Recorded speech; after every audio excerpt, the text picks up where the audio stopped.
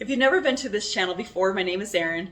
On this channel, I like to talk about ways to improve on home health and happiness and just different aspects of how to improve on life. Today, I'm going to be going over a list of foods that help with digestion problems such as bloating, gassiness, indigestion, and just helping your overall gut health and your microbiome.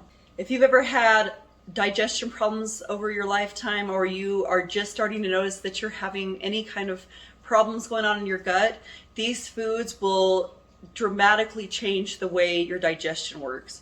And it's may not help for everything out there, so do check with your doctor anytime you go to change your way of eating or things that you start taking.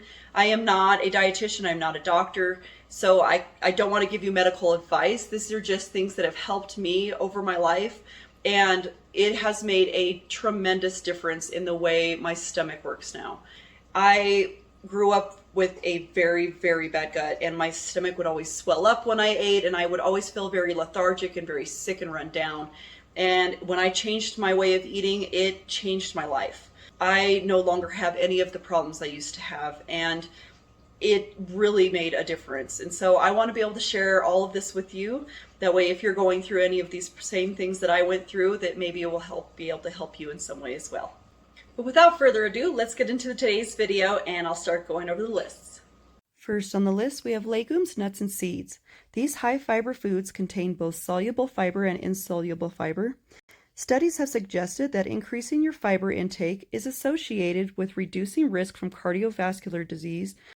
Other studies have also shown that eating a high-fiber diet can also lower your bad LDL cholesterol levels. Next on the list, we have whole grains, which is also a high-fiber food, so take note anytime you're adding a lot of fiber to drink lots of water as well.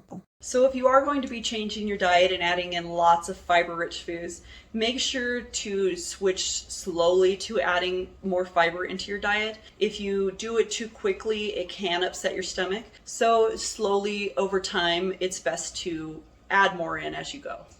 One great thing about eating a high fiber-rich diet is it's believed to lower your glycemic index load, which tends to slow your absorption rate of sugar and keeps your insulin from spiking.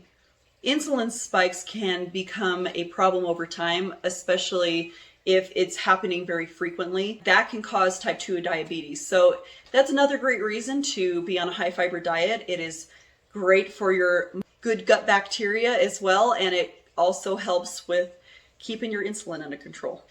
One thing I want to add about anybody who's having stomach problems as well, if you are noticing that you're having problems anytime you're eating anything that has wheat or gluten in it, make sure to get checked out for celiac disease, or if you have any kind of gluten sensitivity issues.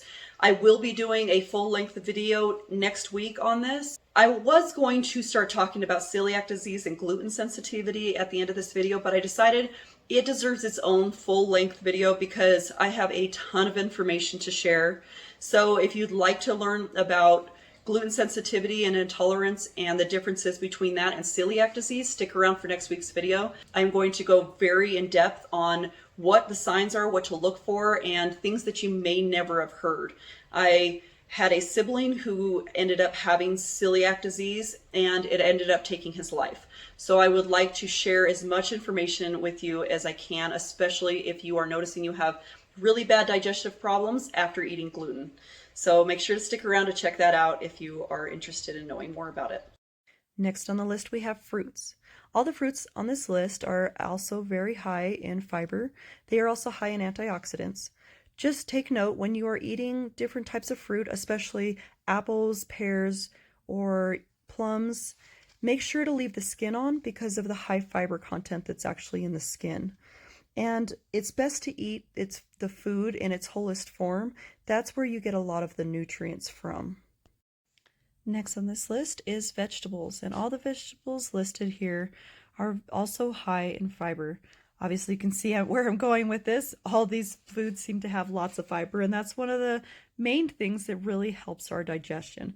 The one thing also to know is when you are trying to get your fiber, it's best to eat it instead of taking supplements. When you eat it in whole food, plant-based form, you get the most out of it and you're not missing out on vitamins and minerals that you would have been missing out if you would have taken a supplement.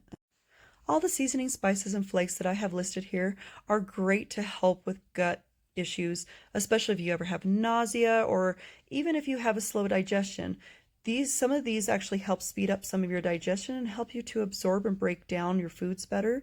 There's also added vitamins and minerals and nutrients in all of these seasonings, and you can add them to any dish, and they're great. Fermented foods help feed your good gut bacteria, which contain probiotics, which promotes better gut health. Well, I really hope you enjoyed watching today's video, and I hope you learned something new and can incorporate some of this into your own life. And I really hope that it helps your digestion as well if you are also having the same problems that I was having.